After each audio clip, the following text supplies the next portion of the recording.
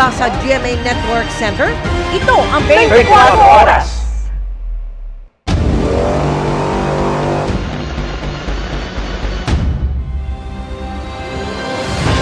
Magandang gabi po, Luzon, Visayas at Mindanao.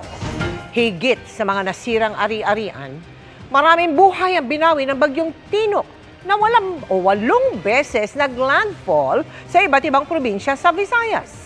At lalong tumitindi ang mga imaheng nakakalap natin. Mahigit 24 oras mula ng bahain ang maraming lugar kabilang ang Cebu na di pa nga tuluyang nakakabangon sa nagdaang lindol. Mga kapuso, narito po ako ngayon sa isang subdivision sa Cebu City na nilunod ng lampas taong baha bunsod ng pag-apaw ng kalapit na sapa. Dito po nangyari mga kapuso ang pag-aanod ng maraming sasakyan na nagkapatong-patong paghupa ng baha. Narito ang aking report. Nagmistulang karagatan ang bahaging ito ng UN Avenue sa barangay Umapad sa Mandaue City kahapon ng madaling araw dahil sa hagupit ng bagyong Tino. Pagburos ng baha.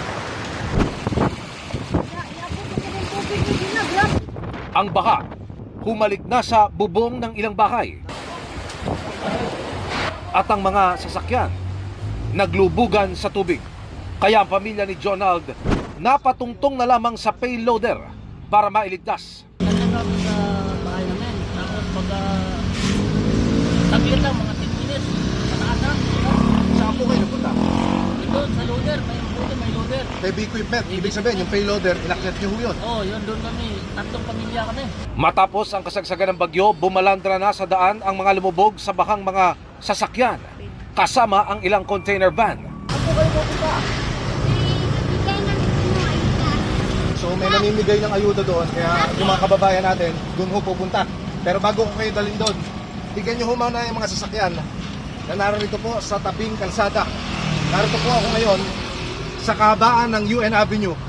Ito ho ang main thoroughfare, papasok sa city proper, mula po doon sa Marcelo Fernand Bridge. Andun po yung ating mga kapuso na tumatanggap ngayon ng ayuda. Ayuda po.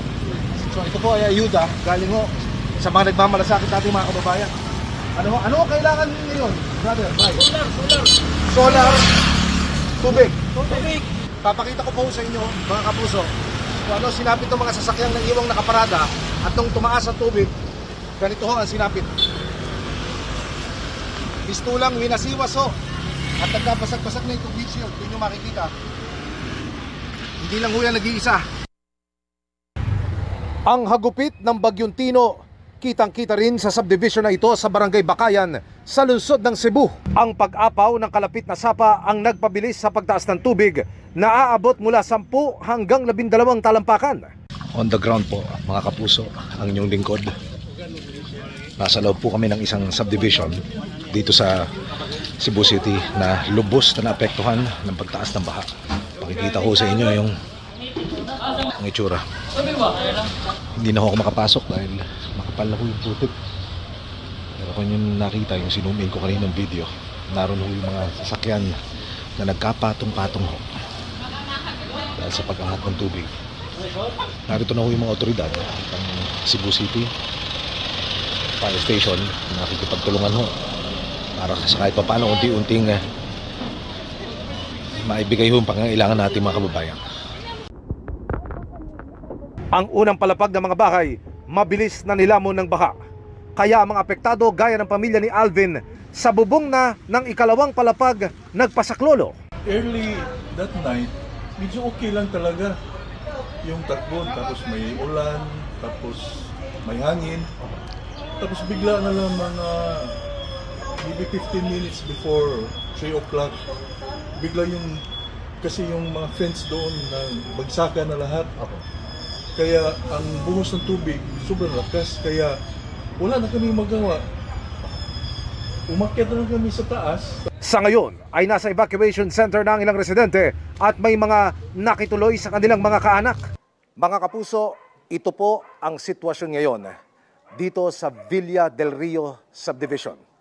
Isa po ito sa mga residential area na lubos na naapektuhan ng walang tigil na pag-ulan at biglaang pagtaas ng tubig. Ang bawat lansangan, ganyan ho ang madadatnan. Mga nakasalansang mga sasakyan, mga bahay na lubog sa putik. Ilan sa mga kababayan ang aking nakausap kanina, yung mismong mga nakatira dito po sa subdivision na ito. Ang kanilang hiling, kung maaari, generator set na mula sana sa lokal na pamahalaan para makapagsimula na po silang makapaglinis. Dahil hanggang sa mga oras na ito, mga kapuso, kung inyong makikita ang sitwasyon, napakarumi pa rin sa lugar at ang ating mga kababayan, hirap na hirap pa rin sa kanilang sitwasyon.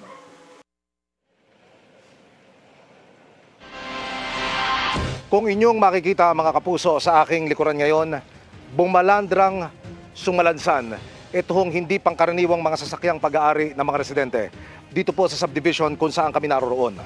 Wala pong kuryente sa area na ito ngayon, tanging ilaw lamang ng kamera at ng setup ang nagbibigay ng liwanag dito po sa aming posisyon. Ang binabanggit po ng lokal na pamahalaan, tigil muna ang clearing operation ng mga otoridad sa mga oras na ito dahil napakadilim na ho doon sa kaloob-looban. Magre-resume ito bukas alas 6 ng umaga.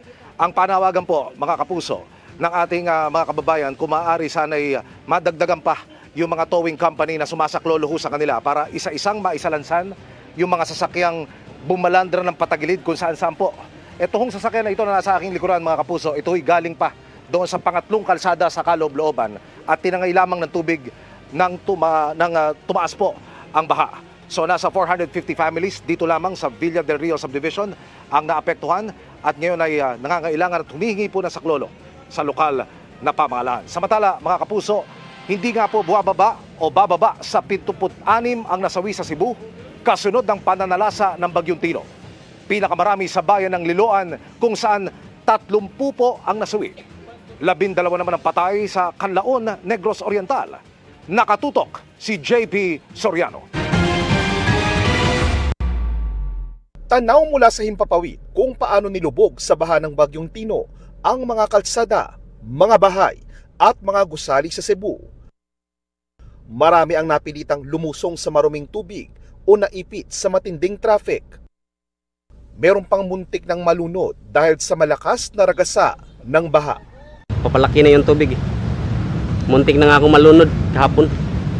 Inanod ako sa sobrang lakas ng baha. Sobrang kaba po. Sobrang kaba. Kasi ang iniisip ko yung pamilya ko. Yung tubig, palaki ng palaki. Tapos may kasamang malakas na hangin.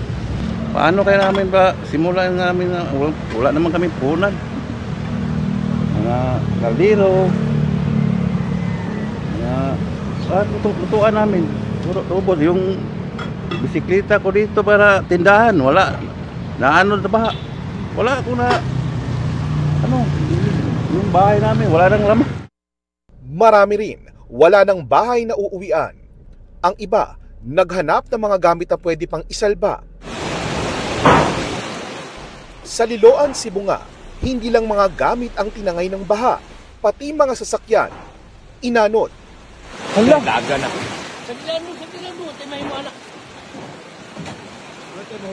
Sa bubong naghintay ang mga residente ng paghupa ng baha o ng rescue. Habang sa Mandawi, Cebu, mga sasakyan ang tinangay ng baha. Agoy! Agoy! Gayon din sa Cebu City, kaya nagkapatong-patong na ang mga sasakyan. Kinakabahan po kami kasi habang tumataas din yung tubig. Parang umabot na nga sa kalahati ng second floor. Sa tala ng DILG Cebu, umabot sa 35 ang bilang ng mga nasawi sa Liloan pa lang. Sa buong Cebu, hindi nabababa sa 76 ang nasawi sa oras na isinusulat ang report na ito. Hiwalay pa ang mga patay sa ibang lugar tulad sa Canlaon, Negros Oriental, kung saan 12 na ang kumpirmadong patay dahil sa Bagyong Tino, 10 naman ang patuloy pang hinahanap. Putol ang komunikasyon at walang kuryente sa buong lungsod matapos mabawala mga poste ng kuryente. Winasak din ng baha ang mga kalsada kaya hindi na madaanan. Nagpapatuloy din ang rescue operations ng Philippine Red Cross. Isang pamilya ang kanilang sinagip sa Moises Padilla, Negros Occidental kaninang madaling araw. Sa Baler, Aurora naman, 3 oras nang umuulan dahil sa bagyo kahapon, dahilan upang magbaha sa bahagi ng Barangay Suklayin. Shear line na lang ang nakakaapekto doon ngayon. Para sa GMA Integrated News, JP Soriano, nakatutok 24 oras. Sa tala naman ng Office of Civil Defense ay umabot na sa 66 ang naiulat na nasawi dahil sa pananalasa ng bagyong Tino. Ayon sa OCD, pinakamaraming naiulat na nasawi sa Central Visayas na 50. 7 ang nasawi sa Negros Island Region, 2 sa Eastern Visayas, habang 1 ang nasawi sa Western Visayas. Kasama sa bilang ang 6 na sakay ng helicopter na bumagsak sa Agusan del Sur. Dismayado naman ang gobernador ng Cebu sa kung paano sila binahan ng bagyong Tino sa kabila ng mahigit 26 na bilyong pisong halaga ng mga proyekto kontra baha. Umabot na sa palasyo ang kanyang sentimento. Ang tugon nito sa pagtutok ni Ian Cruz. Sa Facebook dinala ni Cebu Governor Pambaric IV ang sama ng loob sa dinanas na naman nilang kalamidad dulot ng bagyong si Tino. 26 billion pesos daw ang pondo para sa flood control project sa buong lalawigan. Pero flooded to the max daw ang inabot ng maraming LGU sa lalawigan nila kahapon. Nabasa raw ng Pangulo ang shout-out ni Governor. Yan po ang dahilan kung bakit po nagpapaimbestiga ang Pangulo Marcos Jr. Dahil nakita niya po yung epekto, may mga budget na inilaan para dito pero parang hindi gumagana.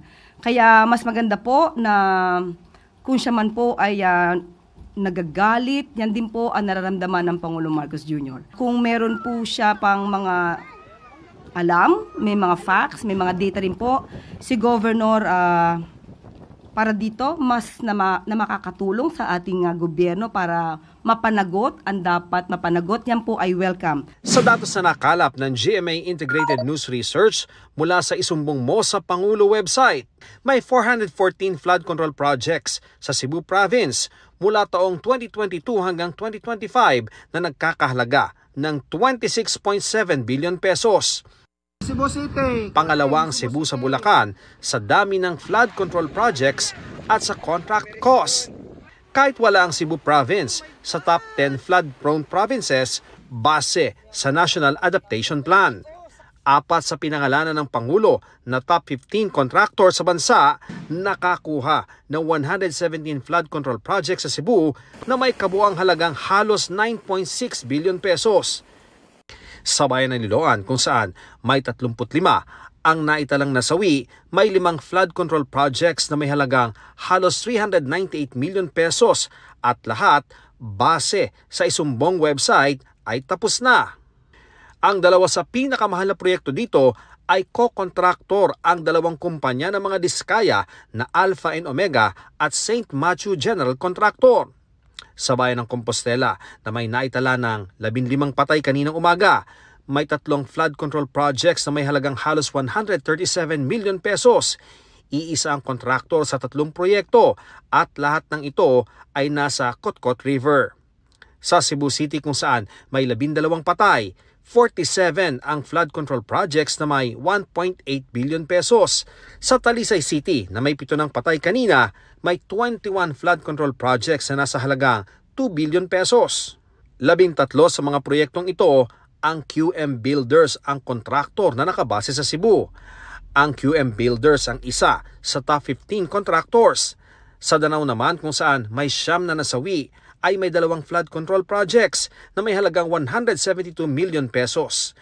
Maging ang Center Waste Construction na nakabase sa Sorsogon sa Bicol ay may proyekto rin sa mga bayan ng Alegria at Ronda. Ang 3 proyektong ito ay may halagang 212 million pesos. Sinusubukan ng GMA Integrated News sa makuhang panig ng DPWH ukol sa mga flood control projects sa Cebu. Para sa GMA Integrated News, Ian Cruz, nakatutok 24 oras. Maging sa El Nido, Palawan, hindi sinanto ng bagyong Tino ang isang kumbento, pati mga ospital, paaralan at mga bahay. Sa taas ng baha, mga kapuso, muntik malunod ang isang rescuer. Nakatutok si Mariz Umali. Nag-aalib po yung hangin ang humampas sa bayan ng El Nido sa Palawan kaninang umaga. Halos matumba ang mga puno habang rinig ang malabuhawing lakas ng hangin dala ng bagyong Tino. Animoy magliliparan na ang gamit sa kuhang ito. Malakas din ang buhos ng ulan. Maging sa loob ng gusali ng Philippine Ports Authority, dama ang hagupit ng bagyo. Wala na. Wasak na. Ang hanging bridge na ito sa Barangay Bukana nahati. Sumuko na talaga. Mag-aalas 5 ng madaling araw kanina nang maitala ang ika-8 at huling landfall ng bagyong Tino sa El Nido, Palawan.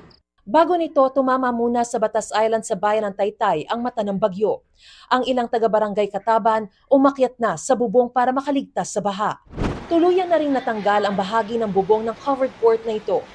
Habang natumba at humambalang sa daan ang punong ito, dahilan para di madaanan ng kalsada.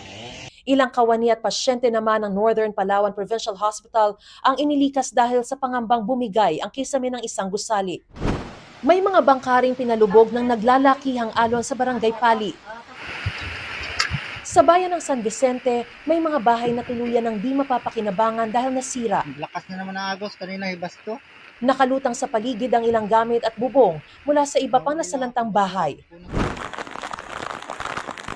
Lubog din sa kulay tsokolating baha ang maraming kalsada.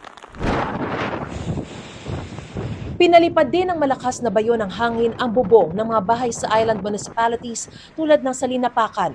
Maraming lugar din ang nalubog sa baha gaya ng National Highway sa bayan ng Rojas na nagmistulang dagat sa taas ng tubig. Nasira rin ang isa pang hanging bridge sa Barangay Karamay na halos poste na lang ang natira. Habang gumamit naman ng galon ang mga taga-barangay Maoyon sa Puerto Princesa para magsilbing floater habang lumilikas sa mas mataas na lugar. Sa taas ng tubig, tulong-tulong na sa pagsagip ng mga apektadong residente ang mga rescuer. Ang ilan sa kanila, sumuong sa malalim na tubig kahit walang rescue boat. Yung pong pulis na nakaupo sa graba, muntik nang nalunod. Kasama nung nandyan na nag-aantay sa nag-rescue sa labas. Pero sa kasagsagan ng operasyon, isang rescuer ang muntik malunod. Nila ako narinig dahil sabi ko malalim yung part na to. Naghubad ng kanyang life jacket. Siguro nahirapan nga magkilos dahil naka-uniforme. Ang kumbentong ito na nagsisilbing evacuation center sa Barangay Poblasyon sa bayan ng Araceli, binaha. Nagtamo rin ng pinsala ang isang gusali sa Kalandagan Elementary School sa bayan ng Araceli. Gayon din ang Barangay Health Center ng Bohol sa bayan ng Dumaran. Sa tala ng Provincial Emergency Operations Center, aabot na sa mahigit 37,000 individual mula sa iba't ibang munisipyo ang apektado ng bagyo. Para sa GMA Integrated News, Mariz Umali nakatutok, 24 oras.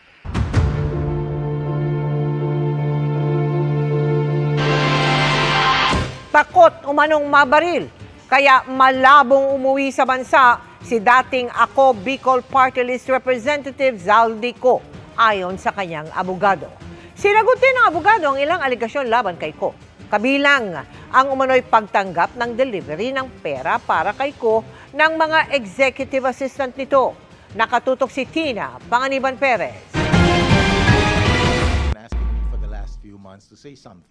Humarap sa media ang abogado na nagbitiw na kongresistang si Zaldico na iniuugnay sa mga maanumalyang flood control project at itinuturong pasimuno ng mga budget insertion. Sabi ni Attorney Ruy Rondain, malabo raw umuwi ng bansa si Ko dahil umano sa mga banta sa kanyang buhay. He has a general fear of being shot, whether by a vigilante or by a political enemy. We'll see him as soon as the fear of violence against him abates. So I don't know. Huli umanong nakausap ni Rondain si Ko kagabi, pero hindi umano niya alam kung nasaan ito. Matatanda ang nagpunta si Ko sa Amerika para umano magpagamot, pero hindi na alam ngayon kung nasaan na siya. Ang hinihintay, tugon ni Ko sa mga alegasyon sa kanya. Naglabas ang Office of the Ombudsman ng utos para magsumite si Ko ng counter affidavit. Let me be clear. I have not seen any complaint. I don't know what he's supposed to answer. But that said, ang observation ko is that the Ombudsman Boying Remulla, has already said that he intends to file these cases by November 25.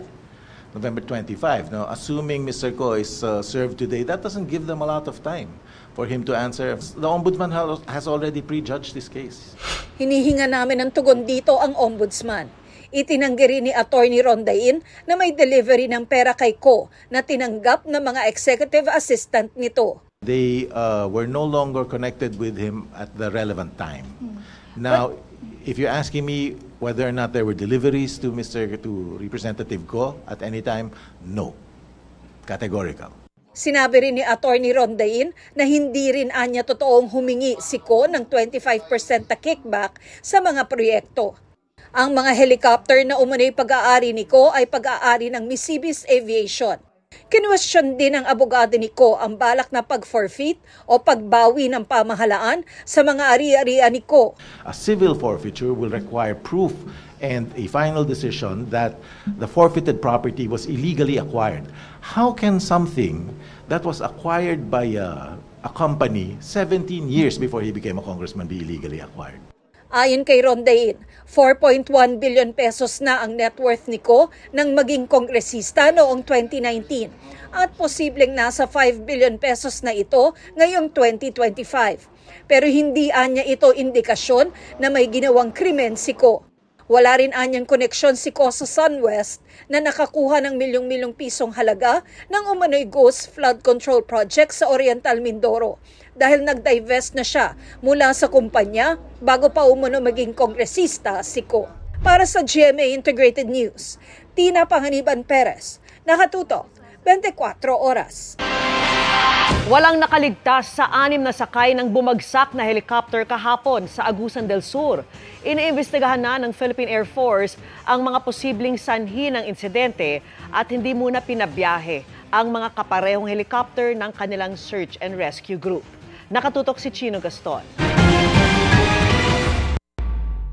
Halos naabo ang Super Huey helicopter na ito ng Philippine Air Force dahil sa tindi ng pinsala ng pagbagsak nito kahapon sa kabundukan ng Loreto, Agusan del Sur. Pilot error, kondisyon ng helicopter o masamang panahon ang mga posibilidad na iniimbestigahan ng investigation team ng Air Force. Anila, bago magtanghali kahapon nang lumipad mula Davao City patungong Butuan ang helicopter. Kasabay nito ang 2 Black Hawk at 1 Bell helicopter para sana pag-aralan ang pinsalang dulot ng Bagyong Tino. They took off from Davao going to Butuan and ito po kasama po nila ay 3 other aircraft. While they were on their way to Butuan, nag-lose po ng communication with the Super Huey, which prompted po yung other aircraft na hanapin po sila. Walang nakaligtas sa 6 na sakay ng helicopter, may ranggong kapitan ang pinaka-senior sa kanila. Nakuha na ang kanilang mga labi pero hindi pa sila pinapangalanan alinsunod sa hiling ng kanilang mga pamilya. Sumasailalim pa rin sa forensics ang mga sunog na labi para matukoy kung sino mismo ang bawat isa bago iuwi sa kani-kanilang bayan. Taong 2011 nang makuha ng 505th Search and Rescue Group ng Philippine Air Force ang helicopter na nabiling refurbished mula Amerika. Isa nila ito sa pinakagamit at reliable na air asset ng Air Force at kumpleto sa maintenance. Hindi po natin sinabi na, kunyari po meron po tayong mission, you really have to fly it kahit anong mangyari. We take the safety of our air crew very seriously and we allow the flights basta maayos lang po yung parameters, which is the wind condition is okay and the aircraft is also fully mission capable. Pero habang gumugulong ang investigasyon, grounded muna ang ibang Huey helicopter ng Search and Rescue Group ng Air Force. Ayon kay Defense Secretary Gilberto Teodoro Jr., napapanahon ng i-upgrade ang mga search and rescue assets ng gobyerno para hindi palaging aircraft ng Air Force ang ginagamit para tingnan lang ang mga nasalantang bayan mula Himpapawid. Pag kailangan natin ng actual inspection ng sites or actual people-to-people, hindi pwede ang drones. Pero merong ginagawa ang ating mga helicopter ngayon na pwede gawin ng drones. At yan, pinag-utos ko sa OCD na i-incorporate nila. Para sa GMA Integrated News, Chino Gaston Nakatutok, 24 Oras.